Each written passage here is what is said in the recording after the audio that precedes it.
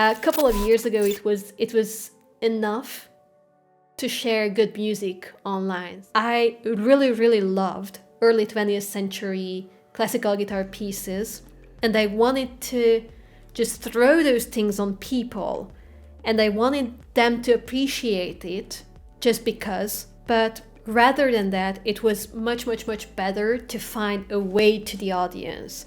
If I want to make a video, I have to write it, right? I have to write it because I have to own the words.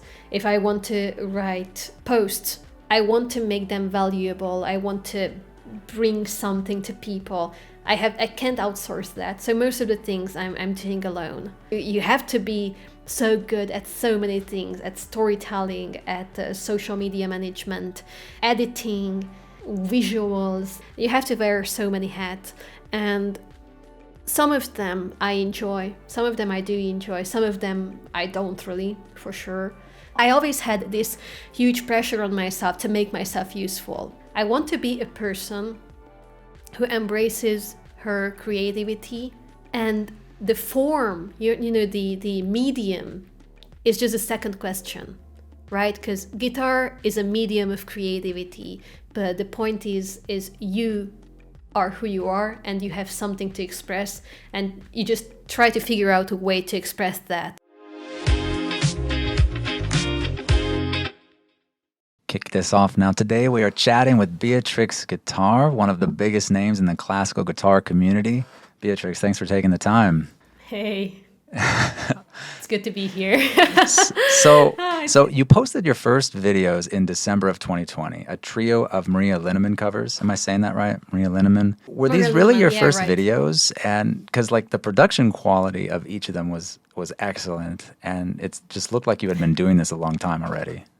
Oh my goodness. That's funny. That's so funny you say that, because I always look back at those first videos and I feel it's a little bit cringy. It's always a little bit cringy because I remember how I recorded them. I remember, I'm going to show you a picture maybe later on about the setup I had there, but it's basically just big jars on my bed, and on the top of the jars I put like this I don't know, just something like a plate.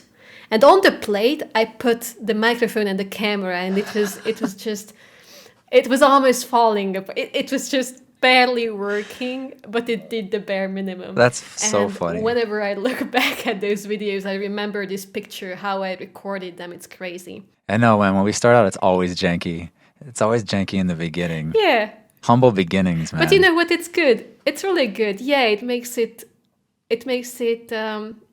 feel nicer as you progress, and progressing have become like a community experience for us, because every time I got some tips on Twitch, or I got some patrons, and I showed up with a new camera, and then I showed up with a microphone, and then I had a tripod, and then I bought the PC, and just these tiny little steps coming together.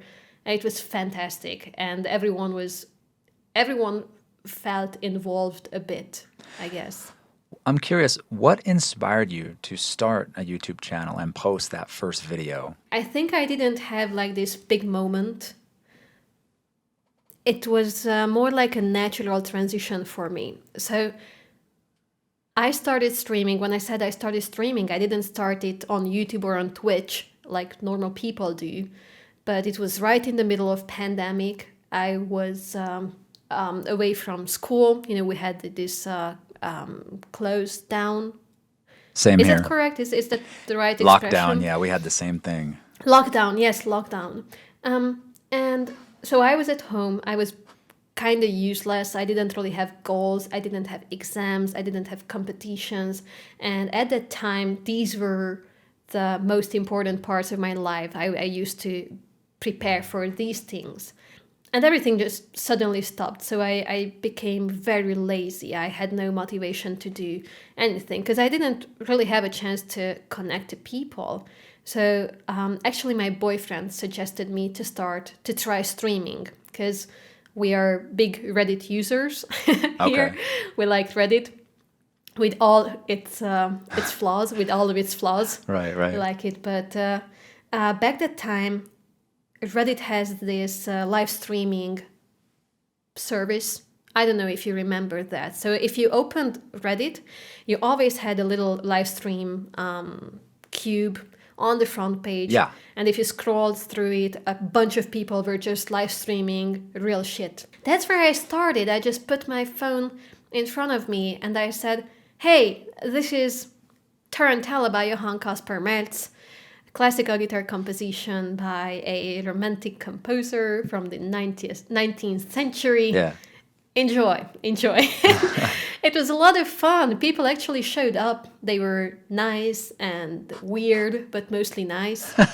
And so Reddit had this thing that over time, from time to time, they picked up one streamer and they put them on the front page. Oh. So normally you were streaming for like 20 or 30 or 60 people, but then all of a sudden you were streaming for 24,000 people. And that's crazy.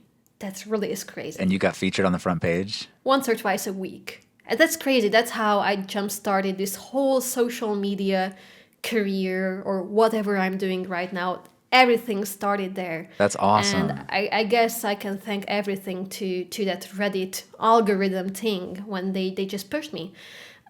So I was connecting to people. I was doing my silly little things. I was practicing. I was sharing the classical music I was playing. But it felt like I could do more. Like this could be more. And that's when I decided to record full music videos and start YouTube. It just felt like, as I said, a natural progress. Gotcha. And that's how it started. So I started to record simple pieces. I opened a Patreon page for people who enjoyed, these Reddit streams, wanted to support me.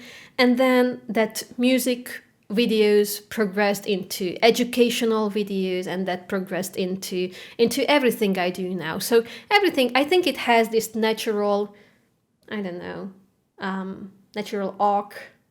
Yeah. Not sure what's the right word here. Definitely. You mean your arc, you started out like what I would say is how a lot of guitarists get started out. You started with performance-only videos. But what I found really interesting about your channel was that almost immediately after those first few videos, you started posting tutorial content, like The Secret of Stretching and your Play Effortlessly videos. And I know from my own experience and feedback from other creators that talking to the camera and sharing yourself and personality versus just performance takes a lot of courage. And I'm just curious, how did you find that confidence so early on in your YouTube journey? Well, I couldn't phrase it back then, but now, if I'm reflecting on what I'm doing and how the way I teach, rather than being a know-it-all person who have all the answers you need, who knows everything about guitar, who feels like someone who have mastered the instrument, I think about myself as someone who's on the same journey as any other guitarist. And I might be ahead on this journey compared to a lot of people, but I'm behind, compared to some others. And it's just normal. Everyone is taking their own time and rhythm on this journey. But I like the idea to share the things I just figured out and I just learned with the people who might be, who are not there yet in their progress. And I think that's just, I always had this huge pressure on myself to make myself useful. Sometimes it's horrible, but it makes me want to do good stuff. So it's like a double-edged sword. But that feeling that I want to contribute, I want to make myself useful, and I want to bring some value, not for just myself, but for my community, for the people who like the same thing as I do, it just made it easier. That's so interesting. So you're coming from a place of, I'm one of you guys and here's my journey and maybe this will help, versus embarrassingly, I think I started out on YouTube like, hey, look at me, I can play this song, and it comes from such a much more selfish place, and I think that's a big difference and something we can learn a lot from. At least I know I can. For me, the way I present myself, it's almost like a little bit of imposter syndrome, or I try to reduce the responsibility, the level of responsibility I have. So I'm not trying to represent myself as a teacher, but I try to represent myself as someone who knows stuff and is willing and happy to share those things. But I don't want to come across as someone who thinks they are really, really smart. And I think that's coming from like this, it comes from a little bit of a lack of self-confidence.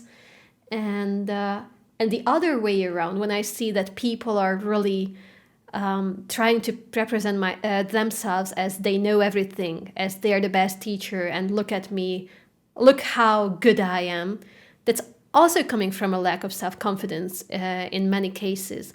So the two different actions might come from a similar place. Definitely, yeah. And I know from talking with other guitarists, especially in my particular niche, which is video game music on classical guitar, it's sort of a... Yeah, right. Yeah. So we're all a little bit, I don't know if immature is the right word, but we're definitely...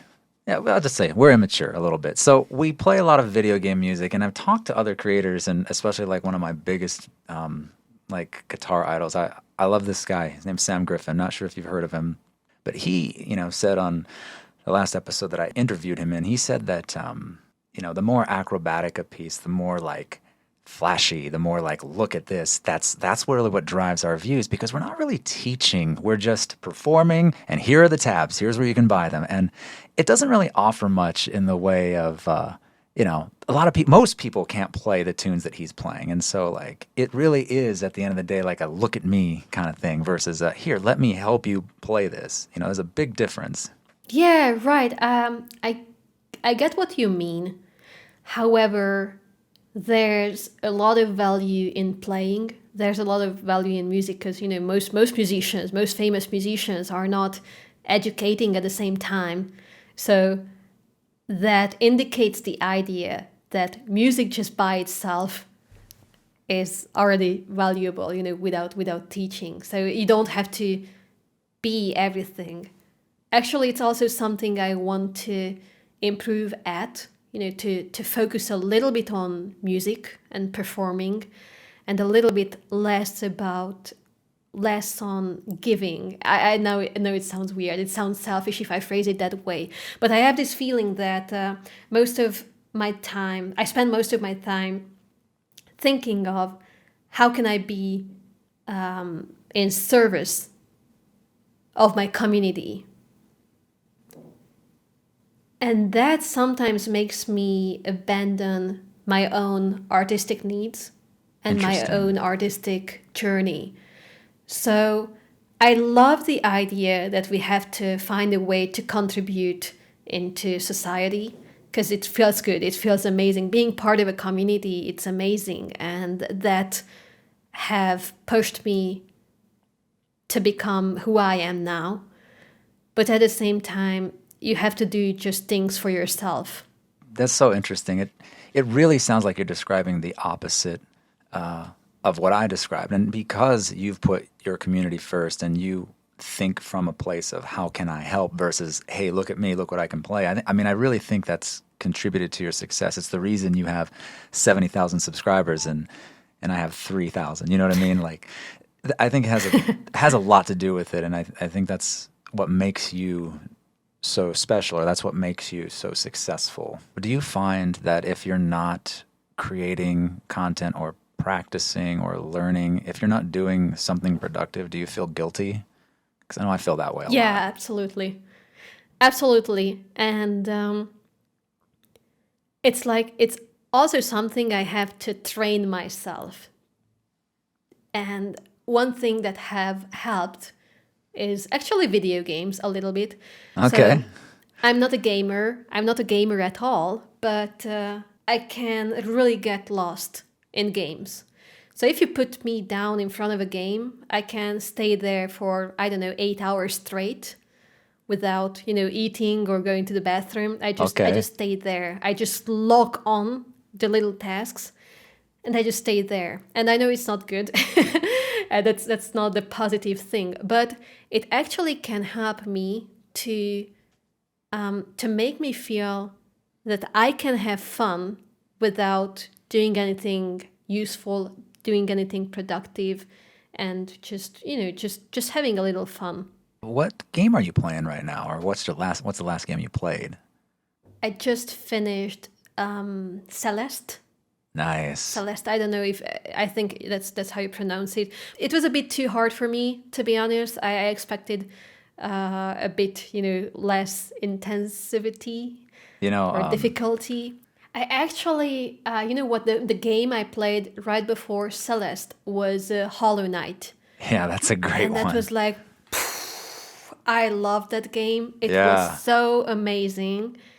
And I actually play one soundtrack on guitar, the main theme. Yeah. I play it on classical guitar, one arrangement, and there's another theme I almost know how to play on piano. I kinda can play it on piano. Okay, well, so yeah, it's nice. That's a wonderful sound. That game has wonderful soundtracks.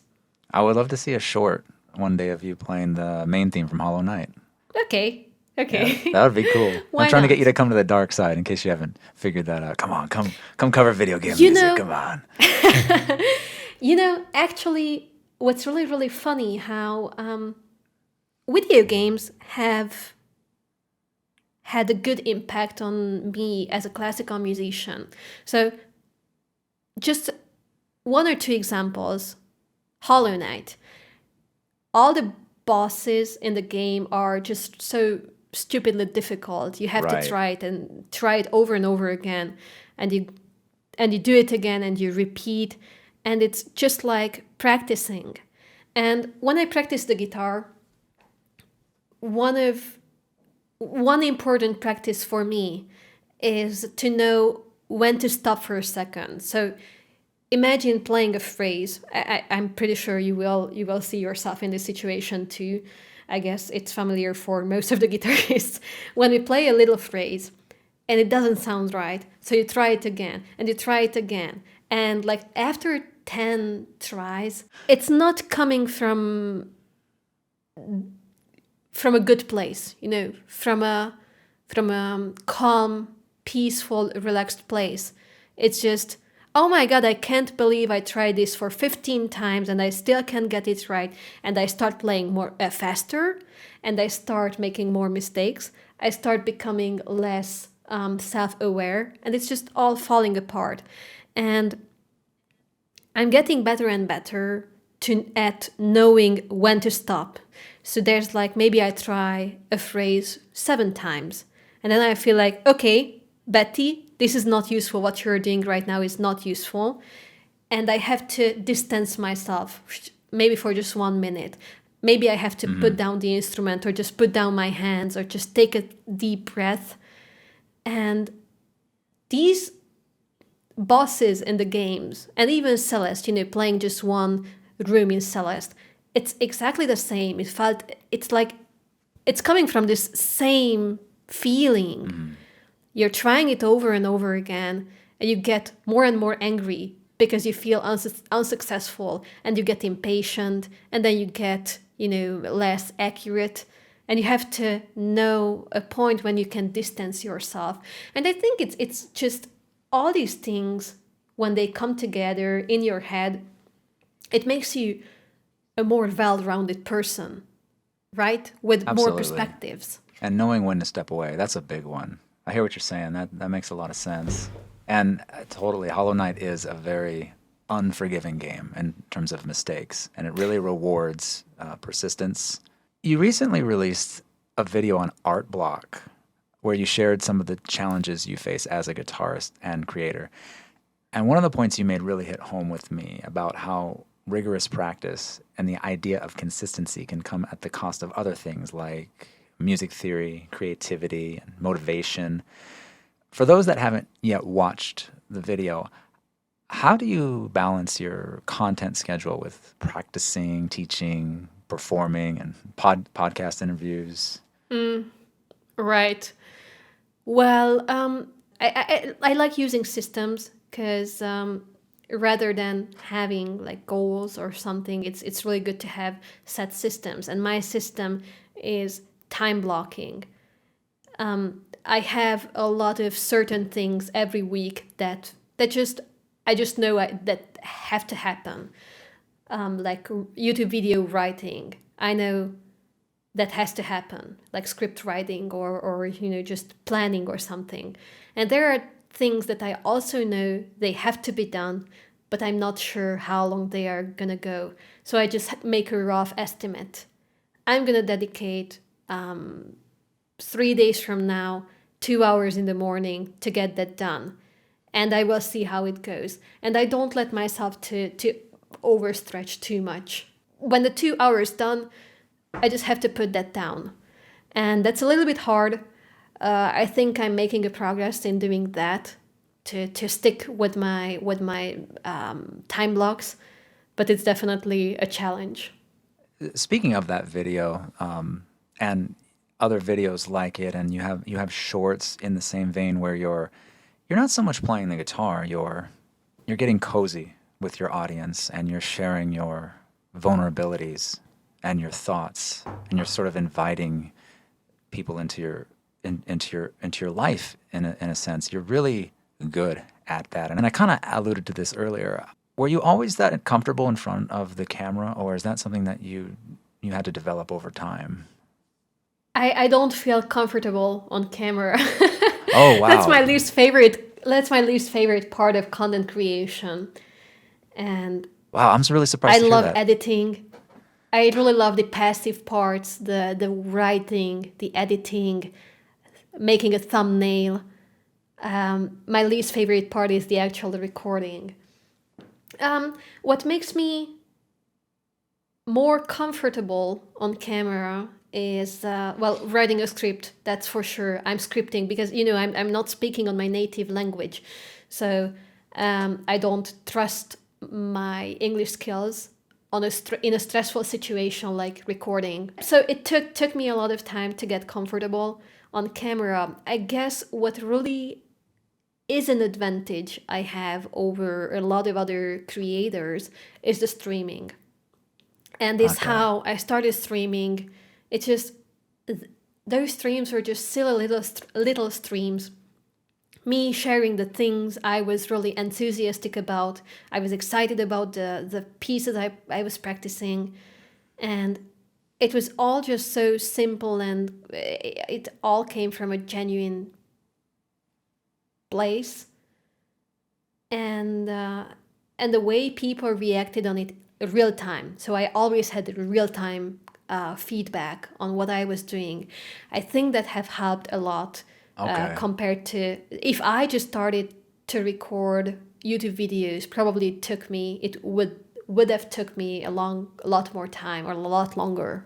Okay, so live streaming really helped get you that confidence early on, because you started making those tutorial videos early on. Yeah, I guess like half a year. I was streaming for like half a year before I started making YouTube videos, and I guess that was just enough. That was just enough to gain that base level of confidence. You said earlier you weren't confident in your English, and you do not.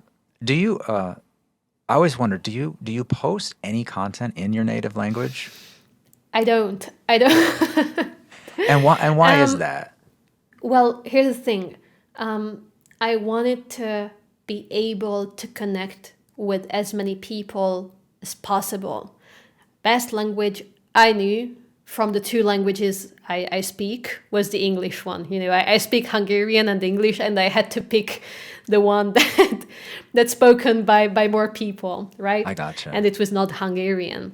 And if you think about how small Hungary is, it's a small country. If you look it up, it's teeny tiny, and classical guitar community is just such a little thing here. It's very, very tiny. I didn't have the feeling that I could find my place here. Interesting. Okay, gotcha. So then I would assume then your biggest audience, if you were to look under the hood at your analytics, is in the U.S., right? US, English speaker countries, and Western Europe. A lot of people from Germany, a lot of people from the Netherlands. Very interesting. If I look at it from what I have, from the perspective of what I have now, because, when I started, I haven't even thought about the possibility of having, I don't know, partnerships or playing an online concert at Zika's Guitars or something, just the scale of what I'm doing. It just wasn't even in my head. But I work with companies who probably have never worked with me if I'm not making content for English speaker countries or from Western countries. Makes sense, and some of these have been, first of all, great experience. Some of these were really a good lesson, very interesting project. I've learned a lot, and of course, it's a way to make a living. Yeah. And after all, it's just we all have to do that. Yeah, absolutely. Speaking of that, you do such an excellent job with branding and self-promotion, and your video thumbnails, your editing, and even your website are all, again, great examples we can all learn from. Do you hire any help for any of that, or do you do everything yourself? Yeah. Well, now you touched something. It's a good topic. Yeah. Well, the thing is, right now I'm working mostly alone. So one of my big goals for 2024 is to outsource more. So, for example, now what I do is that I outsource the audio mixing and mixing mastering. I always outsource that. If I release a music video, the sound is never done by me. I cut it. So I trim the mistakes. I edit the mistakes, and I make the main edit. But the mixing mastering, I'm not good at it. I could learn it, but I just can't possibly see a right time slot for that. So I'm outsourcing that finally. I tried outsourcing the video editing, but I love editing so much, even if it takes forever, even if it takes so long. I just love it so much. There's a video you mentioned, the art blog. I can't even imagine anyone else editing it like I did, because I had a concept, I had the idea, I had the story I wanted to tell. And it had to be done by me. So I'm looking for parts that I can outsource. But then again, if I want to make a video, I have to write it, right? I have to write it because I have to own the words. If I want to write posts, I want to make them valuable. I want to bring something to people. I can't outsource that. So most of the things I'm doing alone. So much of what you said resounded with me, because I also can't imagine relinquishing video editing to someone else, because I just, for some reason, can't imagine them. Like, I just shot another GuitarTubers episode with Adam, Monica. We went out on location, DSLR, gimbal, the mics. I just can't imagine handing 4 hours of content to somebody and, giving them bullet points, and I just couldn't even imagine what they would have come up with, because I don't even know what it's going to look like. I have to put it all together and start chopping it up. I know you know what I'm talking about, and it's like, I don't even know what to tell them, and I couldn't imagine what they would come up with, and if it would be anything like I would like. When I was at university, all of our teachers told us that performance is not just about, being a good performer or performing a piece well. It's not just about playing the actual piece well and nicely, but all other things have to come together. So your body language is part of the production. the way you dress is also part of the production. And when it comes to making a video, it's not just about the music, but everything around it is also part of the production. So a music video is not just about the music, but everything has to come together, like visuals, sounds, light, colors, everything. Concept, you have to have a concept. And if you want to make a music video, I think it feels so good to have all these responsibilities, to figure out your concept, to figure out how you want everything to be. Here's the thing about being a content creator, and I'm sure you also agree on it. We have we have to wear so many different hats. And if you're a good musician, that's like level 1. Yeah. Everyone's a good musician, it's Right, just right. everyone's a good musician here. That's where you start. So, and what then? A couple of years ago, it was enough to share good music online. So if you shared a really good song, you had a pretty good chance, even if you didn't go deep into the algorithm things and the promotion. Even if you had very little idea how social media works, if you had a good song, good track, good piece of music, you had good chances against social media. Now you don't. You have to be so good at so many things, at storytelling, at social media management, at editing, visuals, and just all these little tricks. You have to wear so many hats. And totally. Some of them I enjoy. Some of them I do enjoy. Some of them I don't really, for sure. But storytelling is something I'm planning to look into much more. Knowing a lot about storytelling, or knowing how to tell a good story, can help you in so many things. It will get you more articulated. It can help you to look at your music differently, or look at whatever art you do differently. So I think that's specifically one point that's really worth learning or improving at. Absolutely. And I think I know the answer to this already, because you kind of answered it, but do you think it's easier or more difficult to start a guitar channel on YouTube today? Oh, wow. I don't know, because I don't want to act like, like I said, a know-it-all person. I think there's a higher entry level. So the base expectations are higher than ever. Right. The barrier to entry. But the barrier to entry is way higher than ever. But at the same time, if you can hit that barrier to enter, you can figure out what works. Now it's easier to figure out than ever, I think. When I started on Instagram, I just posted random stuff.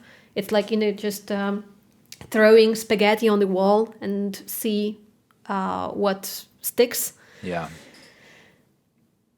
And that's it. And now I have a clear idea which posts would perform well. And then I have to decide if I want to make those posts, because some of the posts I know that will perform well are not the ones I'm willing to make. But now you can have a really strong expectation what performs well and what not. Right. It's just the barrier of entry got higher, as you said. I think now it's the same as with gamers. With big gamers, you have to be either one of the best, like really, really good. Yeah.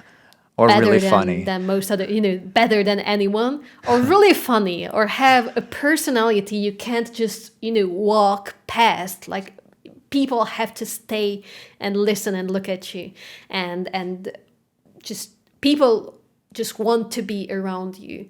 And I feel that's very similar on the music aspect of social media, that you have to be either very virtuoso or just someone who's really good to be around.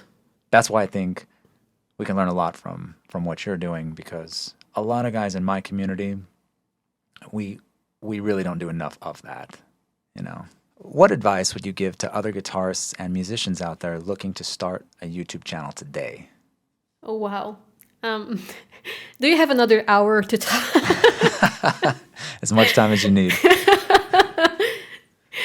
I don't want to say an exact advice to people, but instead, let me just reflect on what I would do a little bit differently. Okay, I'm much more comfortable with that, because obviously everyone has their own journey as a content creator. And from my perspective, what I learned is that from the very first second, I think I should have involved people more into what I was doing. So here's the thing. I really, really loved early 20th century classical guitar pieces, and I wanted to just throw those things on people, and I wanted them to appreciate it just because. But rather than that, it was much, much, much better to find a way to the audience. So first of all, I really, really didn't want to play a lot of easy, cheesy pieces, because I thought, oh, Spanish Romance is so overplayed. Lagrima by Tárrega, it's such an overplayed piece.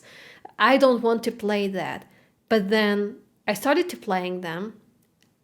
I just realized how enjoyable they are, because they are beautiful. They are popular for a reason. So they allowed me to introduce classical guitar to people.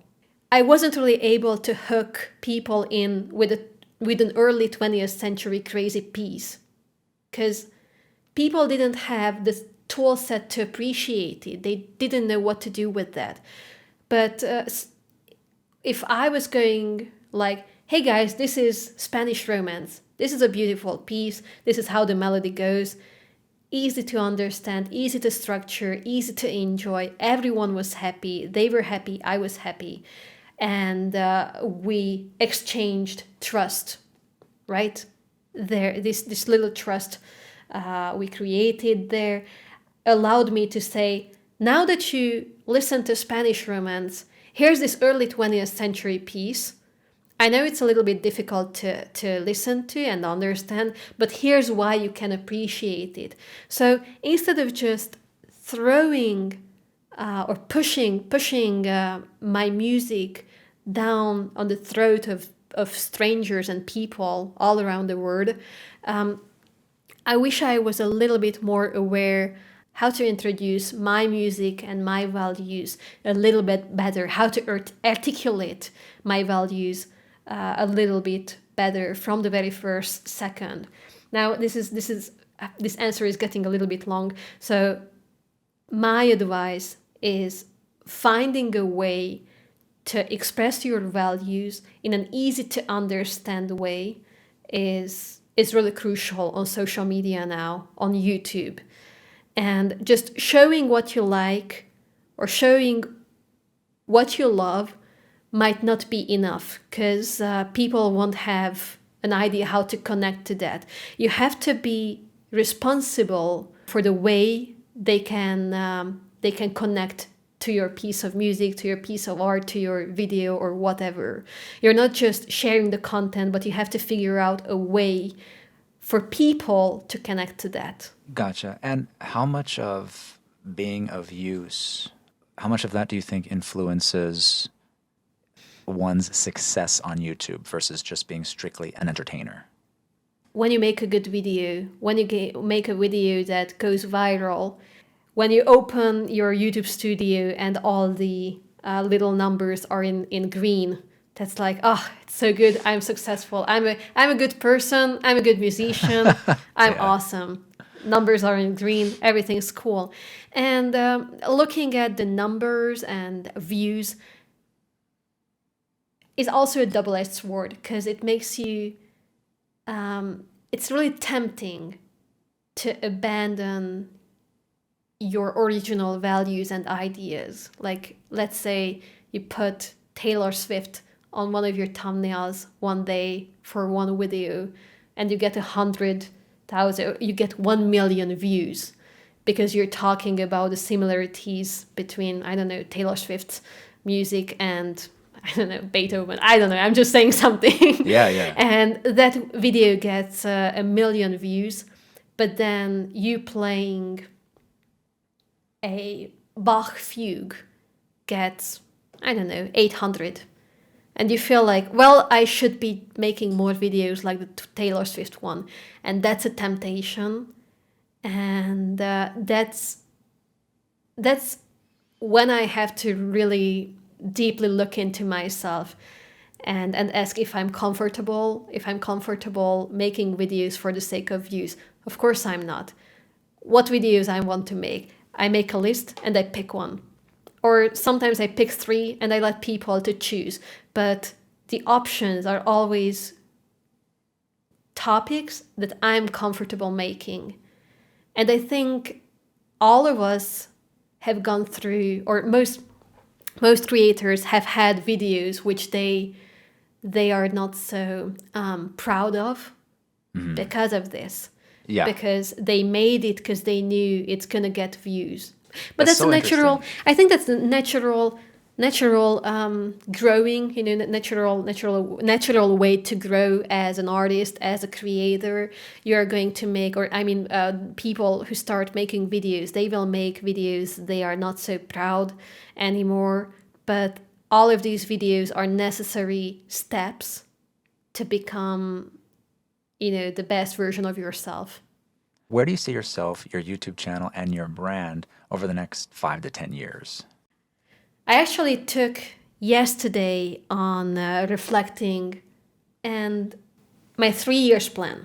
My 3 years plan is to create lots of educational content from small scale to bigger ones. So right now, I just finished today this little booklet, 11 exercises for classical guitarists, and I want to release little booklets, little snippets of knowledge and help for people who want to get better at classical guitar.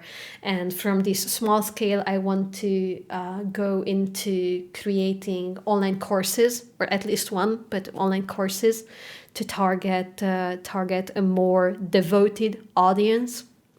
That's the idea in the next 3 years, to focus on education and to have a clear idea what I want to represent. Because my main idea is that classical guitar is more simple and easier than we think.